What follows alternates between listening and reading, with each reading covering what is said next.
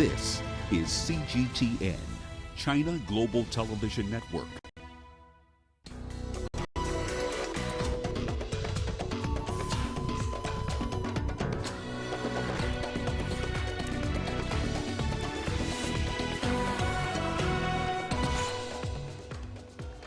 Pressure mounts on Tunisia to respect the constitution after President Kais Saied ousted the government and suspended parliament. Tanzania ramps up COVID-19 vaccination drive as President Samia Suluhu Hassan takes measures to stop the spread of the virus.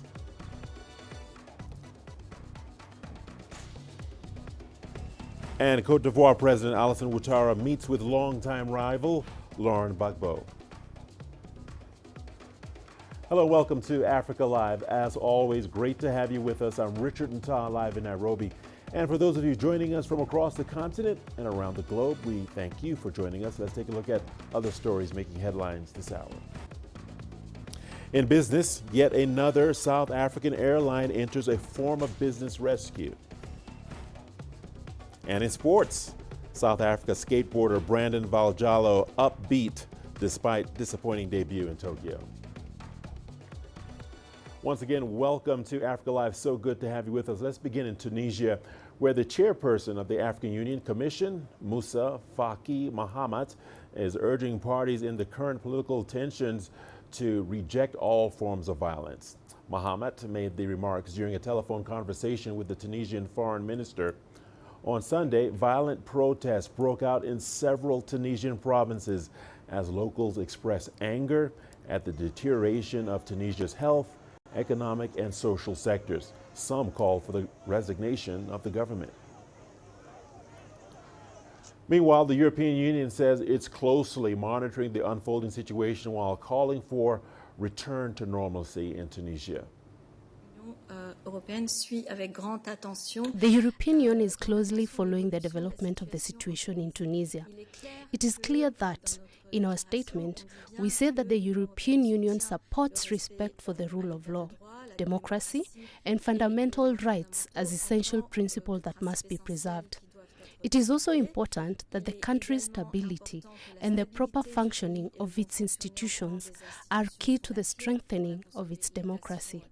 We call for the resumption, a return to normality of institutional activities. Tanzania has officially launched its COVID-19 vaccination drive with President Samia Suluhu Hassan getting her jab. The country received the first batch of 1 million single-shot Johnson & Johnson COVID-19 doses over the weekend. The vaccines were donated by the United States through the COVAX facility. President Hassan had applied to join COVAX, marking a major policy shift from her predecessor, the late John Magufuli. The Tanzanian government pledged $470 million to buy the vaccines. The country plans to inoculate at least 34 million people, or about half its population. Priority will be given to frontline healthcare workers, people with chronic diseases, and adults 50 years and above. Uganda's health ministry has allowed private organizations to access COVID-19 vaccines for their workers at a fee. This follows a growing demand for the jabs among the population. CGTN's Hilary Ayasega reports. Private organizations who want to vaccinate their staff can now access the vaccines from government medical stores. The government hopes this move will help fast-track the delivery of vaccines among the population. Government of Uganda's strategy is mass vaccination of the eligible population of 22 million people, representing 49.8%, as a means of optimal control of the pandemic and full opening up of the economy. The government says it is evaluating more private companies that have requested to do vaccination. Government is critically studying and assessing the private sector companies that have expressed interest on their capacity to handle and dispense vaccines and the cold chain. The government is also planning to allocate health workers to help the companies carry out the vaccination. So far, more than 1 million people in Uganda have received the first dose of the vaccine. Previously, the vaccination program has been slow due to the global shortage of vaccines and hoarding by richer nations. But the government says additional 285,000 doses of AstraZeneca are expected into the country at the end of this week from the WHO COVAX facility. The country's health workers are now hoping to inoculate a bigger percentage of the population with the help of private organizations. Hilary Yisga, CGTN, Kampala, Uganda. In Zimbabwe, a toll-free center is helping people with HIV to access psychological support and treatment during COVID-19 lockdowns where their movements have been curtailed. Brian Wakatuya reports. 24-year-old T, the initial of her first name, was born HIV positive and has had to overcome many challenges like stigmatization and bouts of depression because of her condition. Since the onset of the COVID-19 pandemic, she's had to deal with even more problems. They introduced that you have to have a restriction letter, which indicates where you're going. So my review date came, and I was supposed to go to my review. Then the roadblocks were all over, but I managed to pass 3 roadblocks. When I was in town, there was this lady officer who said, this letter of yours doesn't mean anything. You just have to step off the bus. Then the bus left without me. So I had to get my pills. It was a forced disclosure in front of everyone. So I had to take my pills off, show her, take my ID, and show her that the name on the pill is the same on my ID. There have been other difficulties for her and others. Many young people, and not just those living with HIV, have faced challenges accessing contraceptives, which has led to a surge in unwanted pregnancies and sexually transmitted infections. A call center has been set up by the network of people living with HIV and UNAIDS, offering information on access to antiretroviral medication and family planning services during COVID-19 lockdowns, while also offering support for other issues. I was used in selling for me to get an earning. So I used to sell, come in town, deliver things, sell wigs, do people's hair. So when COVID came, I couldn't have anything to give me money. It was a very big trauma, so I had to call the center for help, for counseling. The telephone conversations have been a crucial lifeline for many. I will give an example of Harare. On daily basis, you get about 50, 60 calls that will require different services. Some to do with just basic access to services. Some will require just the psychological and mental health support. Some talk about livelihoods, treatment and care. Kutabila platform is engaging community health centers to spread the word and enlisting beneficiaries like T to offer their positive experiences so more young people living with HIV can be reached. Farai Mwakutuya, CGTN, Harare, Zimbabwe. Heading to the U.S., which is seeing a renewed surge in COVID-19 cases, reporting 68,000 new cases on Monday. It remains on top of the worldwide tally with 34.5 million infections. Health authorities are revising mask guidelines as the Delta variant spreads. Owen Fairclough reports.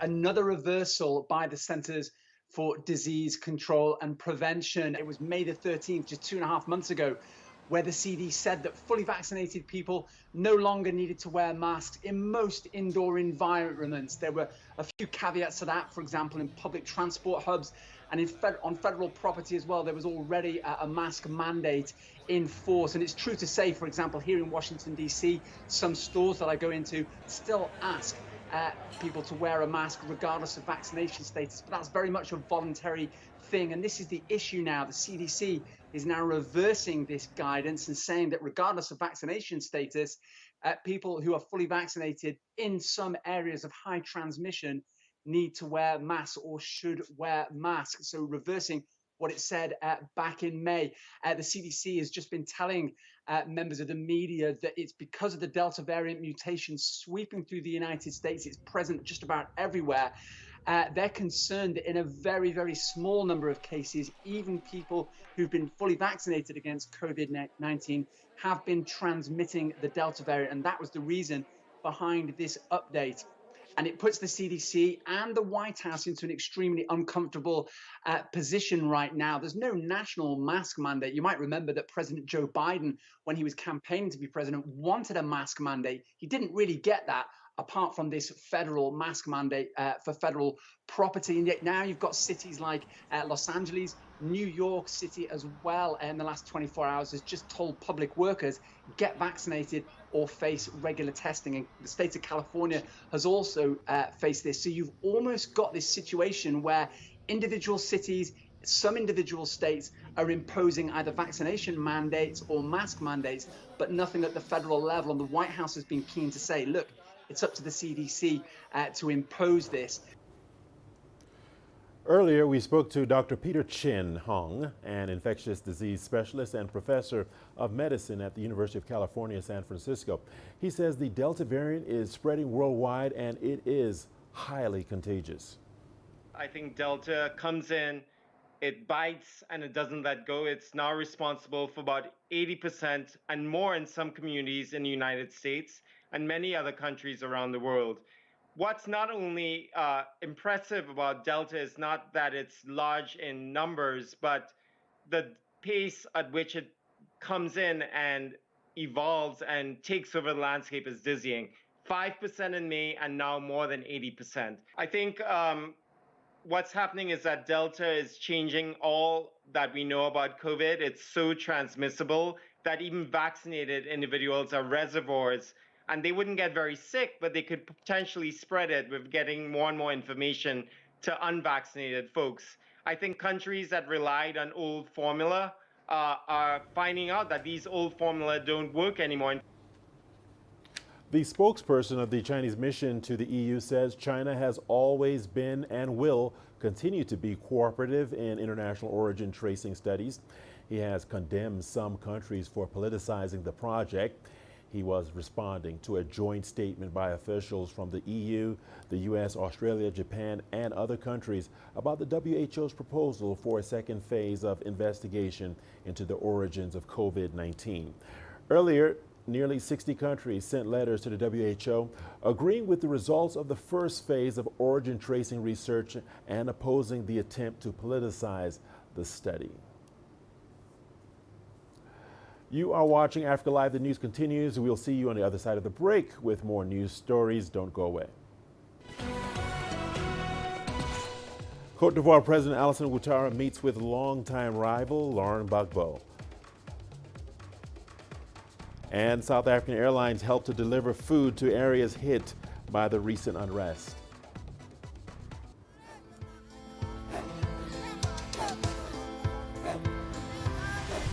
Africa is a continent of diversity, with varied climates and enchanting geography, and a people so distinct, but with a shared enduring spirit. We are at the heart of the continent to bring you the untold stories. Let's have a look. We celebrate Africa as it shapes its own destiny. Tunis, Cairo, Juba, Ethiopia, Tanzania. Africa Live. Find your voice. I try to not let it affect me, but there are days when it does. I'm a human being, and to see patients in a hospital bed and their family members are not there, there's no one there to hold their hand, that human touch, you know?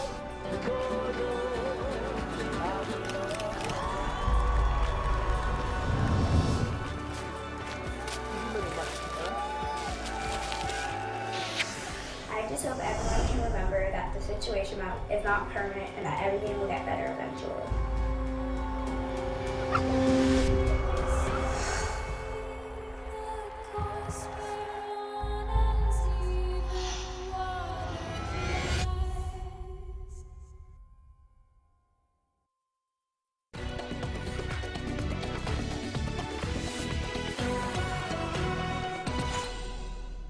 Welcome back to Africa Live. Thanks for staying with us. In Cote d'Ivoire, President Alassane Ouattara and longtime rival Laurent Gbagbo have held their first meeting in more than a decade. The meeting between the president and his predecessor is part of efforts to ease political tensions in the West African country.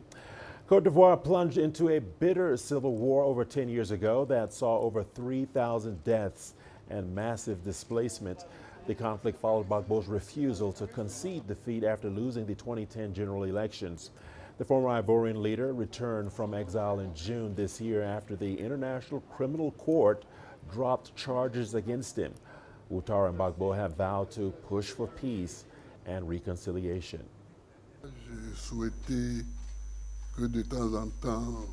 I think that it is important for everyone to understand that we decided that it is important to re-establish trust and to make sure that all Ivorians reconcile and trust each other.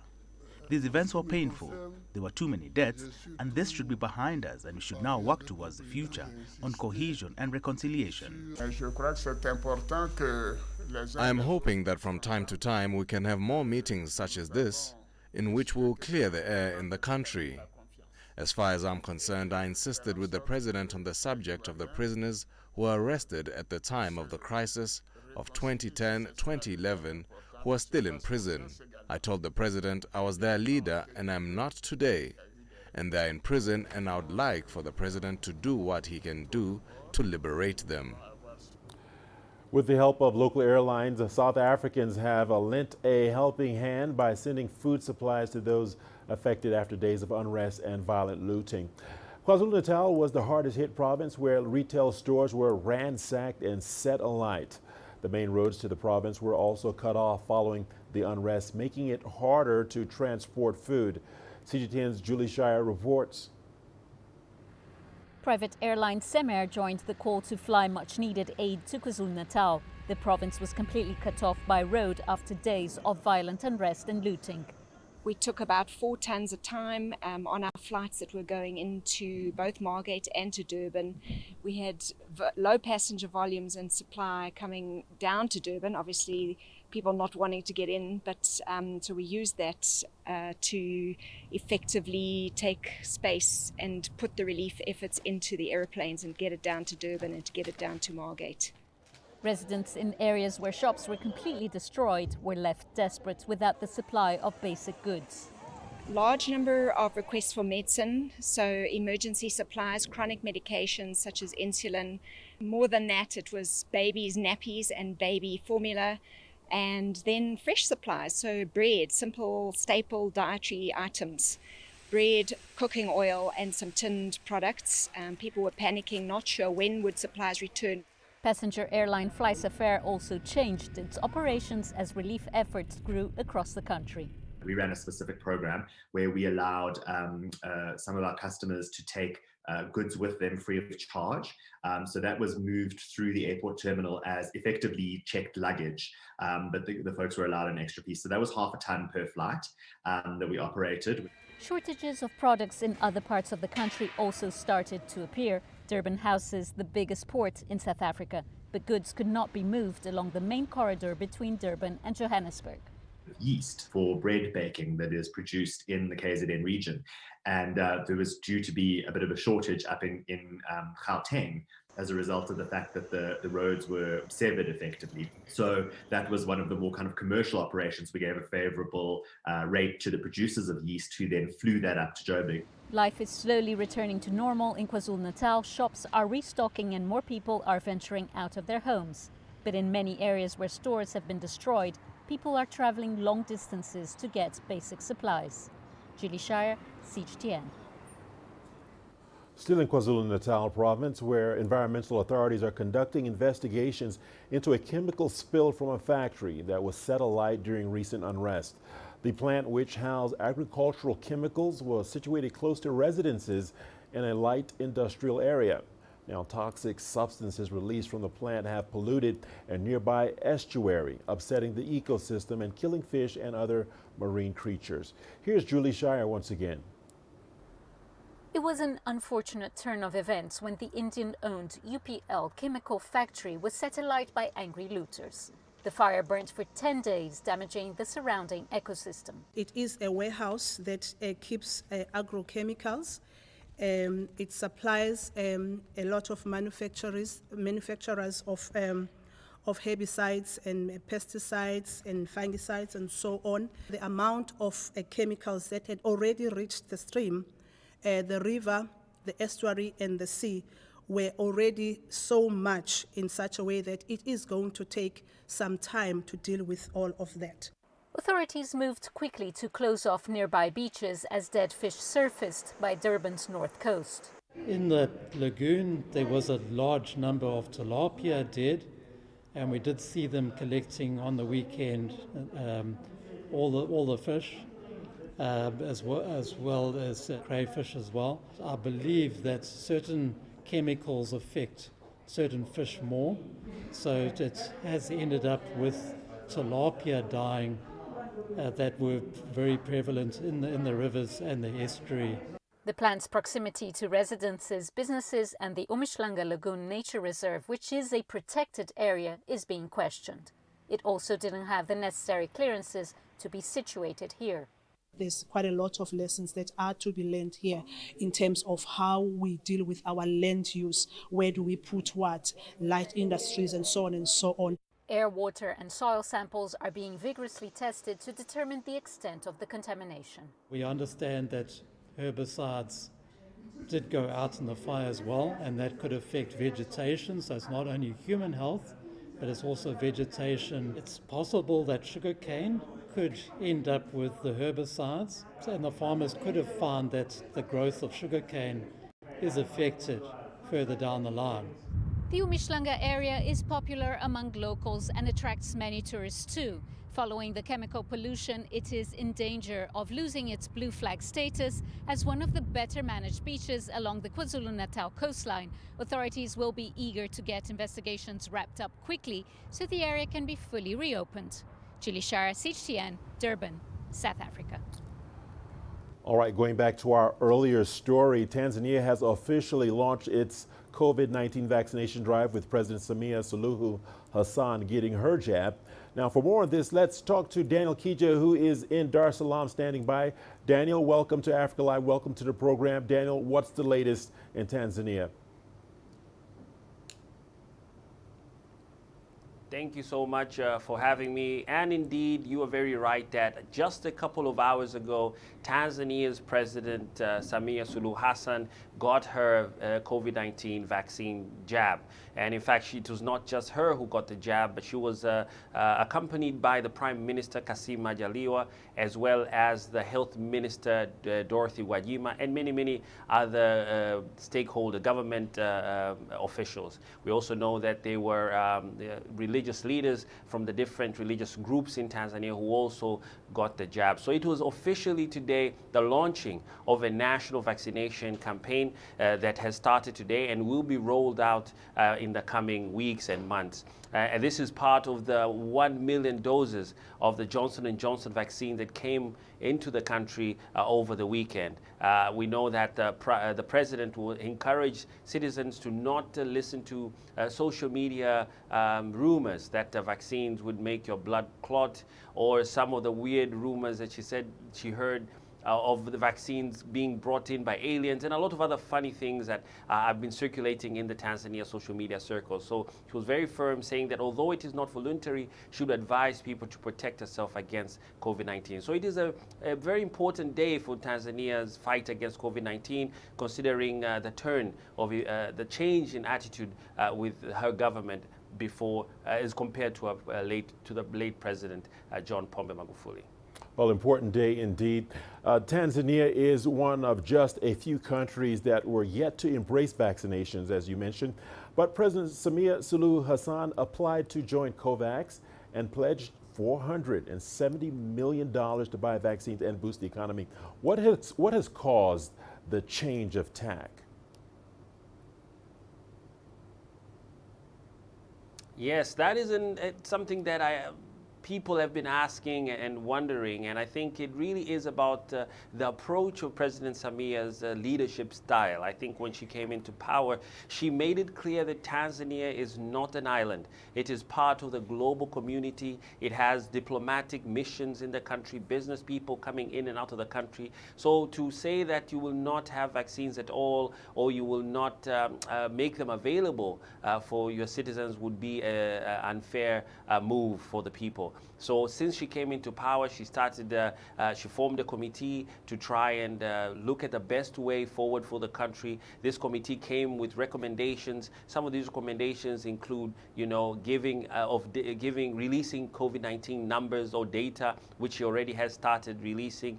Other recommendations were to join the COVAX facility and get vaccines, which she has already done, and today this is evidence. So the change in tone is perhaps her style of leadership. But even today in her speech, she made it clear that perhaps people did not really quote the former president in the right way. She says she's continuing what the former president had said, and she quoted him saying that he had said, do not accept vaccines until you have done your research. And the key word here that I think has been forgotten, she said, was that the former president talked about doing your due diligence when receiving vaccines. And she says her government has done the due diligence required to make sure that the vaccines the country has received are safe. And that she said, I myself am a mother, I am the president, I have grandchildren, I have children.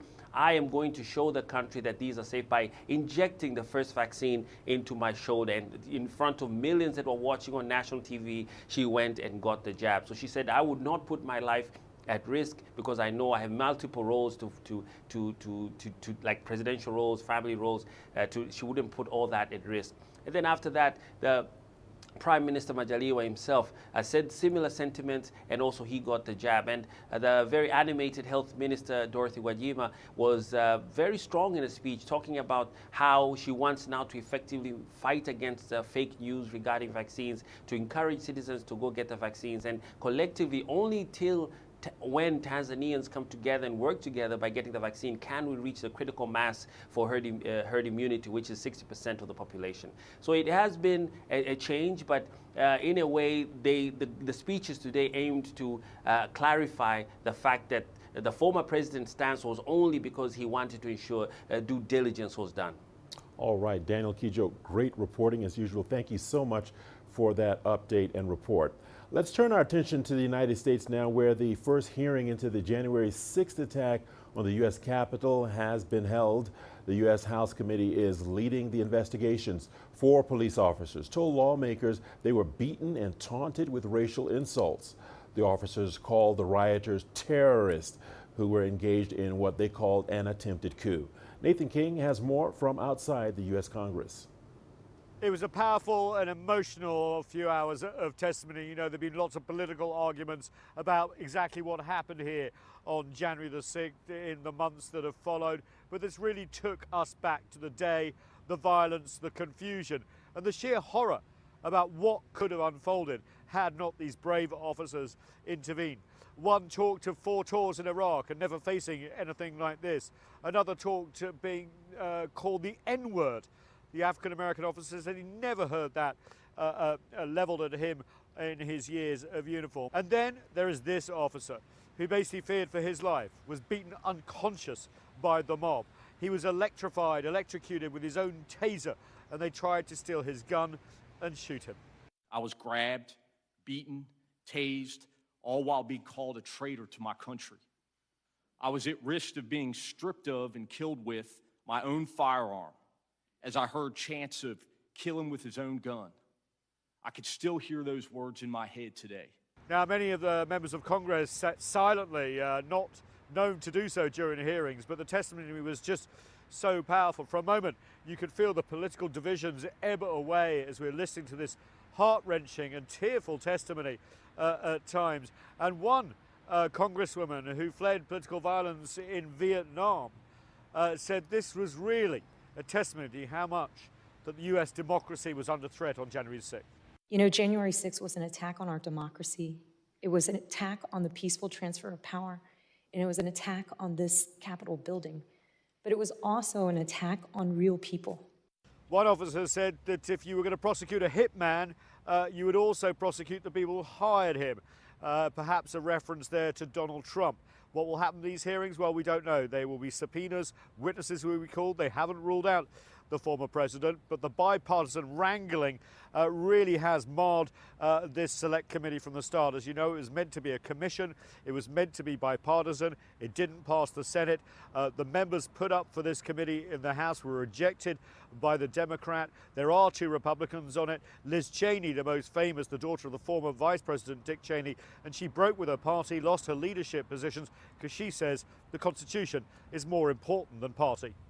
Although such a commission was opposed by my own leadership in the House, it overwhelmingly passed with the support of 35 Republican members. It was defeated by Republicans in the Senate. And that leaves us where we are today.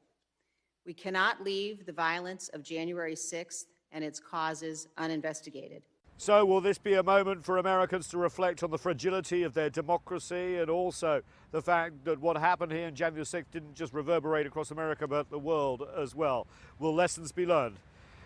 We'll have to wait and see in this very divided Washington. Nathan King, CGTN, just outside the US Congress.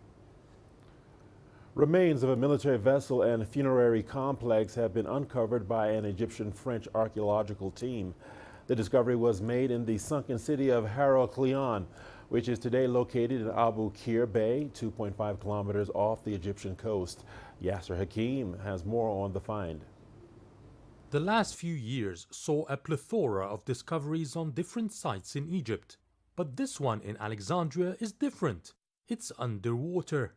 A 13-meter vessel sank after being damaged by huge blocks of the famed Temple of Amun, when it was totally destroyed during a strong earthquake in the 2nd century BC.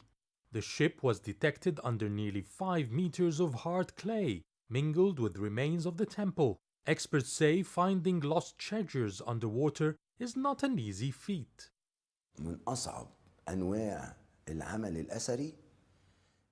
The toughest archaeological work is not in the desert, but underwater. You have limited time and capabilities to work underwater. You have to work the proper sophisticated equipment for underwater excavations. For example, there is a coffin of King Menkaura near the Spanish coast. It is still there, but very expensive to extract because it is so deep under the ocean. We need a lot of heavy equipment underwater that is either not available or very costly.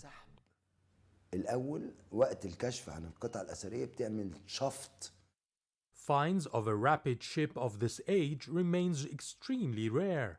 Hellenistic ships of this type were completely unknown to archaeologists, and this discovery could answer a lot of questions.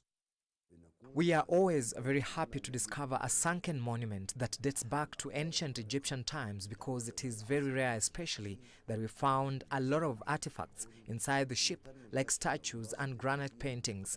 All the pieces are made from material that can withstand salt water for a very long time. The latest discovery will uncover a lot of clues because this vessel is not a traditional trading ship, nor just a military one, but a vessel that serves the temple. Archaeologists believe the latest discovery and the technology used by the Egyptian-French mission will open the door for more underwater excavations in the near future. Yes, Hakim for CGTN, Cairo. Don't go far away because we'll be right back with more news. You're watching Africa Live. Here's what's ahead. In business, yet another South African airline enters a form of business rescue. Africa is the nexus of enterprise, and global business will tell you why it matters. From the mega investment projects to multi-billion-dollar mergers and acquisitions. Africa today collects, just in terms of revenues from taxes alone, $545 billion a year. If you take 10% of that and you devote it to the energy sector, problem solved. All this on Global Business, weekdays at this time on CGTN. There's more to this place than just glorious landscapes. There's more to it than just, say, Table Mountain or glorious, endless salt flats. There's more to it than countries that are home to some of the deepest minds in the world. There is so much more to this place, even if it is home to some of the finest diamonds on the planet. It is the sheer diversity of the people who call Southern Africa home, and the relentless drive to make it a better place that make it so special. And we know that because this too is home.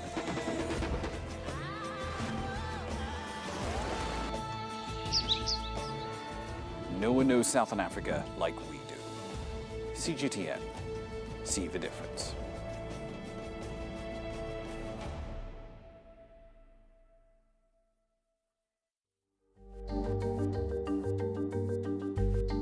Africa Live. Find your voice.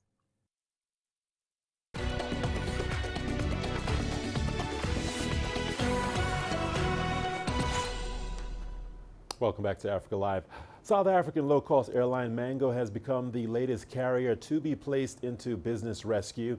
The airline is a subsidiary of South African Airways, which just emerged from its own business rescue process in April. CGTN Sumitra Naidu has the details. 3 labor unions approached the courts asking them to place Mango into business rescue. The airline has been struggling financially and was almost forced to shut down last month. After a last-minute scramble, Mango managed to raise enough cash to pay its overdue rental to the Airports Company of South Africa. So we drafted a letter to the DPE, the SA board, the Mango board, for them, for us to work collaboratively in this business rescue, file together, and make sure that it's a collaborative effort. And they did not respond to our letter. Mango ran successfully for years, but COVID and the financial woes of its parent, SAA, began to weigh heavily. SAA has been depending on government bailouts for decades. It just completed a 17-month business rescue process with another $656 million from the state.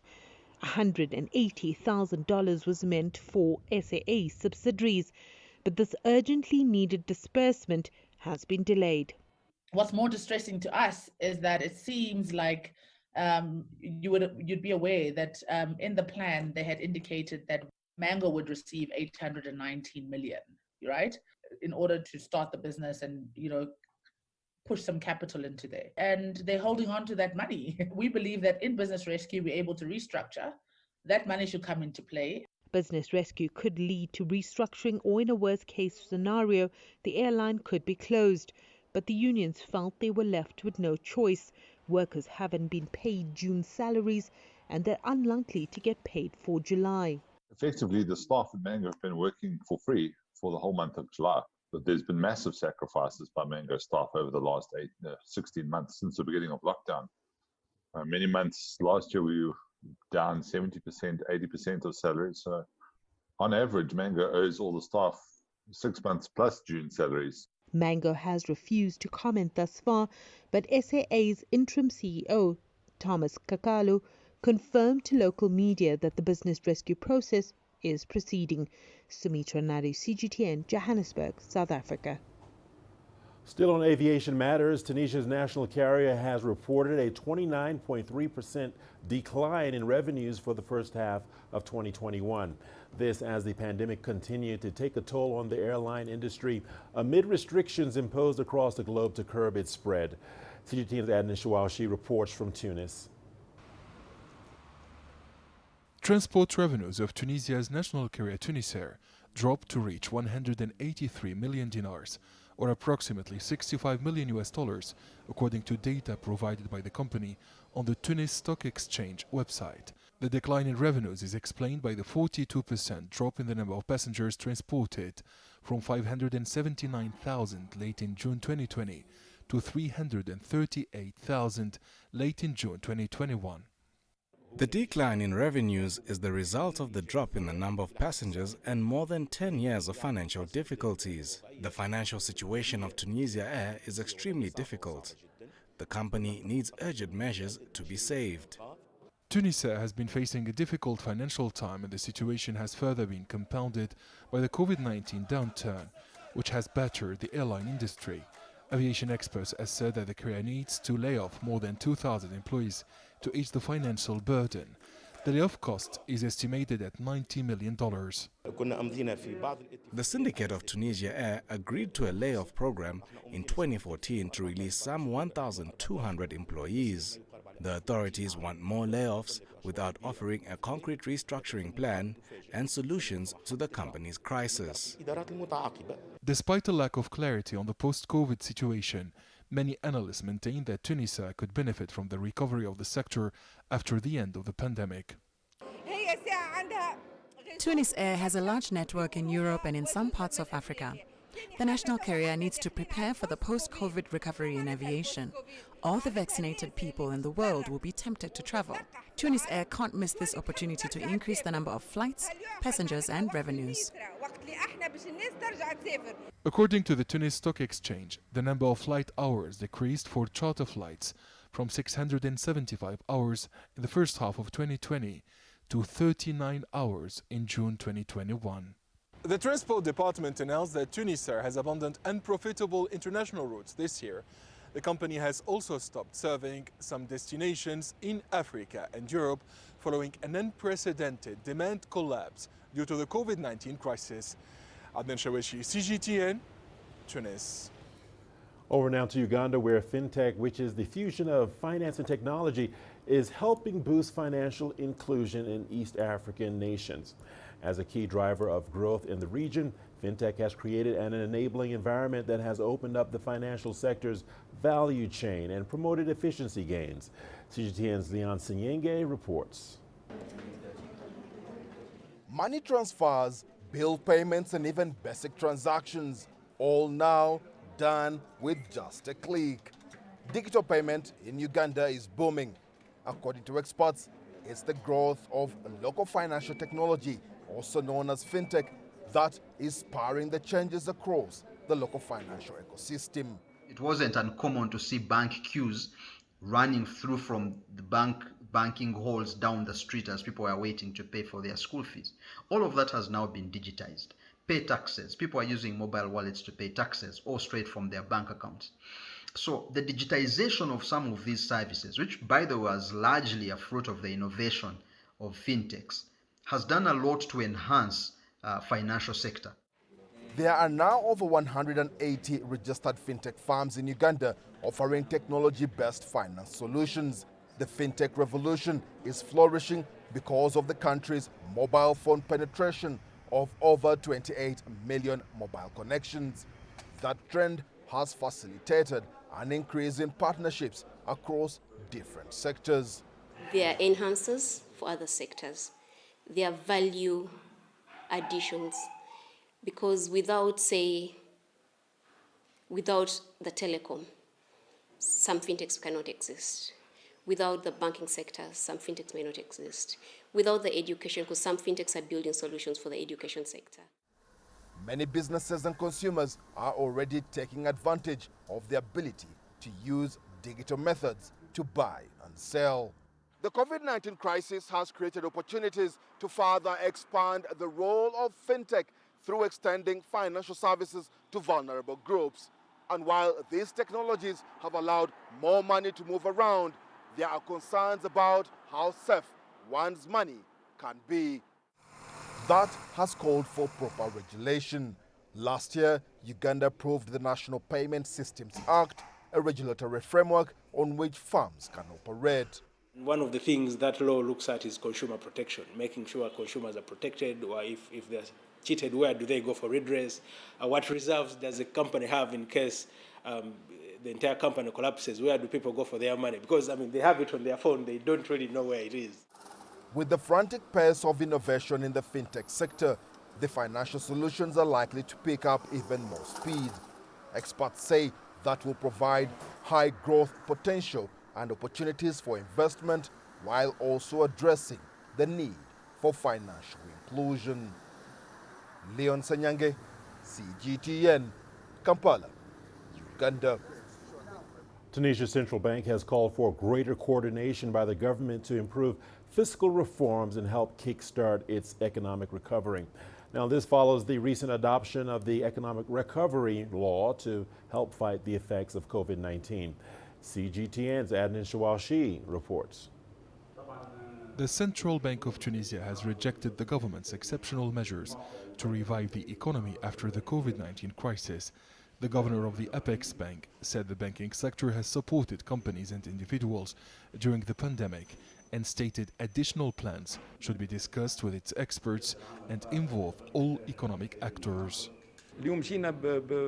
The central bank has made a proposal to the Finance Committee on Economic Recovery. The past period was very difficult. Tunisian banks and financial institutions offered a total of some $1.8 billion in loan deferrals. The central bank's refinancing helped more than 20,000 companies. However, these firms will face difficulties by the end of this year and therefore require a common vision. Following the adoption by Parliament of the new economic recovery law mid this month, the government will seek to reduce cash payments by adding a 5% charge, thereby supporting a move by banks to increase card transactions and online purchases. The problem with this law is that we are facing a deep economic crisis and many economic actors need cash. Our vision for this period is that we cannot withdraw the 50 and 20 dinar banknotes, yet the central bank is working on the decashing and digital payment project. The new law allows Tunisian nationals to open foreign currency accounts for the first time and also permits companies and individuals to agree to financial settlement for foreign exchange violations. Reforming the financial system is necessary in order to boost the economy in Tunisia. The reform project must be structural in order to solve the problems of economic actors who are facing difficulties to stimulate growth. The board of directors of the Tunis-based central bank noted that Tunisian authorities aim to reduce taxes for real estate investors and allow companies to settle foreign exchange violations by paying the fees due plus an interest rate of 10%. Experts assert that the economic recovery law includes measures which could hamper the proper conduct of monetary policy and affect the international commitments of Tunisia and its ability to continue to mobilize external funds. Adnan Shawishi, CGTN, Tunis. Catfish farming is fast becoming a popular venture in Nigeria.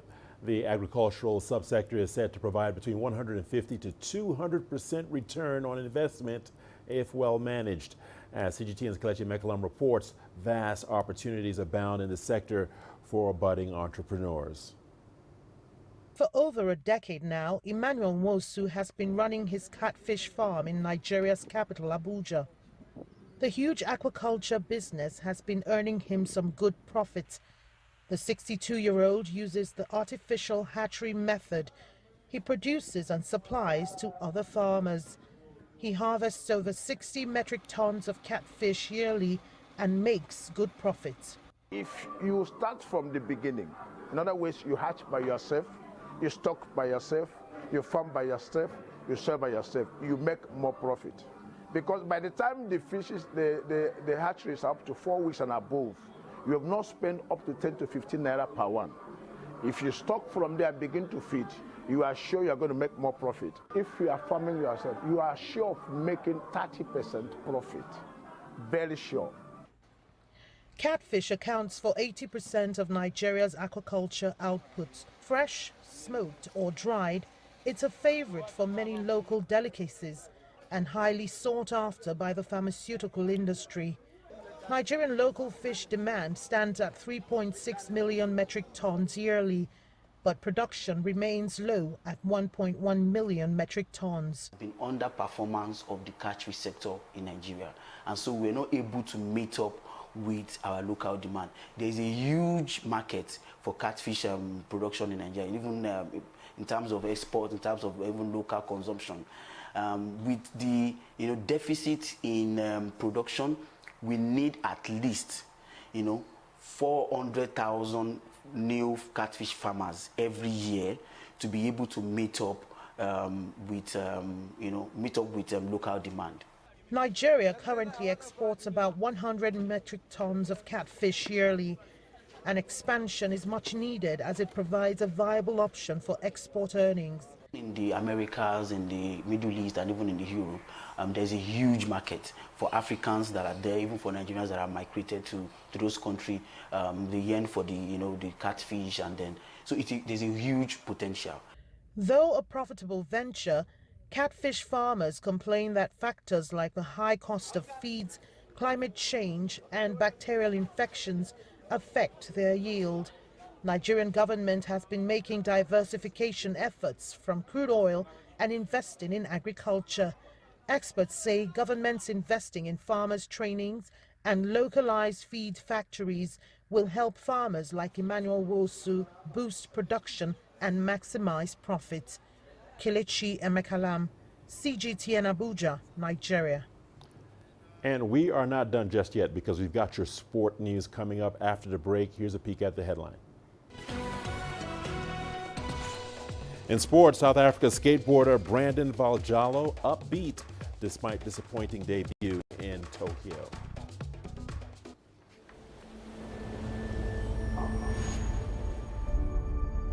How would you create your legend?